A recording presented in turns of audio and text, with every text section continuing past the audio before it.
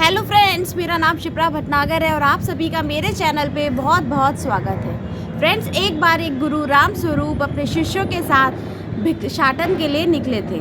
वो अपने आश्रम में भोजन की व्यवस्था अक्सर भिक्षा मांगकर ही किया करते थे। एक बार जब वो लोग भिक्षा मांगने के लिए निकले तो एक कस्बे से दूसरे कस्बे की ओर जा रहे थे। रास्ते में उनको बहुत सारे खेत खलियान दिखे, जिसमें से कुछ हरे भरे फसलें तैयार थी लेकिन कुछ बंजर भी थे।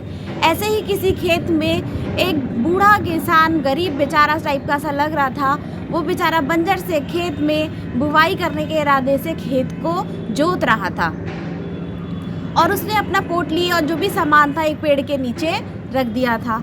गुरु और शिष्य भी रास्ते में चलते चलते थक गए थे तो उन्होंने भी सोचा चलो एक पेड़ के नीचे बैठ के थोड़ा सा विश्राम कर लेते हैं। अचानक से उनके एक शिष्य को कुछ शरारत सूझी और वो उस बूढ़े किसान की पोटली और सामान को वहाँ से उठाकर ले आया। जब गुरु को ये बात पता चली कि उनके किसी शिष्य ने शरारत स्वरूप ये कार्य किया है तो उन्होंने उस बच्चे को बड़े प्यार से समझाया और कहा, देखो बेटा, ये बातें आपको शोभा नहीं देती हैं। अगर आप उसकी गरीब आदमी की पोटली को ऐसे चुरा कर ले आओगे तो आप उसको बहुत ज़्यादा दुख पहुंचा रहे हो, और अगर आप उसको दुख पहुंचाओगे तो आप अपने ईश्वर को भी दुख पहुंचा रहे हो, और ईश्वर सब कुछ देखते हैं। आप ऐसा करो, ये पोटली और उसका सामान वहाँ रखाओ और भिक्षा में आज आपको जो थोड़े बहुत पैसे मिले हैं वो भी आप उसकी पोटली के नीचे रखाना। उसके बाद उसके हम चेहरे का भाव देखेंगे। शिष्य बहुत आज्ञाकारी थे, उन्होंने गुरु की बात मानी और पोटली के साथ भिक्षा में मिले हुए कुछ रुपए उसकी पोटली के नीचे रख दिए और छुप के सारा नज़ारा देखने लगे। दोपहर में काम खत्म करने के बाद जब वो थोड़ा विश्राम करने के इरादे से किसान पेड़ के नीचे आया, उसने अपनी पोटली उठाई, खाना निकाला तो नीचे देखा कि कुछ पैसे भी रखे हुए थे। उसने इधर उधर बहुत देखा लेकिन कोई भी उसको दिखाई नहीं दिया। बहुत दिनों से किसान बहुत परेशान चल रहा था। उसकी जो माँ थी बहुत ज़्यादा बीमार थी और उनके पास दवाई के लिए भी पैसे नहीं थे।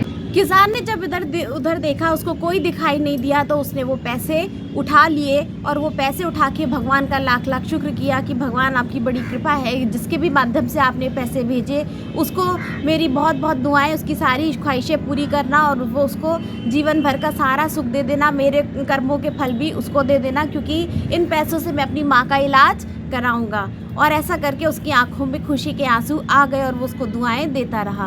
गुरु और शिष्य पेड़ के पीछे छुपकर सारा नज़ारा देख रहे थे और सब लोगों को ये देख के बहुत ही ज़्यादा खुशी हुई कि उस गरीब इंसान के वो पैसे काम आ गए। तो गुरु, इस कहानी से हमें शिक्षा मिलती है कि कभी भी किसी को दुख पहुंचाने की बजाय सुख पहुंचाने की कोशिश करनी चाहिए, क्योंकि जब हम किसी को सुख पहुंचाते हैं और वो खुश होता है तो हमारी खुशियाँ भी दुगनी हो जाती हैं। तो आई होप आपको गुरु की ये लाइफ चेंज करने वाली स्टोरी पसंद आई होगी, ये शिक्षा पसंद आई होगी। अगर अच्छी लगे तो प्लीज़ इसको लाइक कीजिए, शेयर कीजिए और चैनल पे नए हैं तो सब्सक्राइब कीजिए और मिलते हैं ऐसे अपनी मज़ेदार स्टोरियों के साथ। Good bye.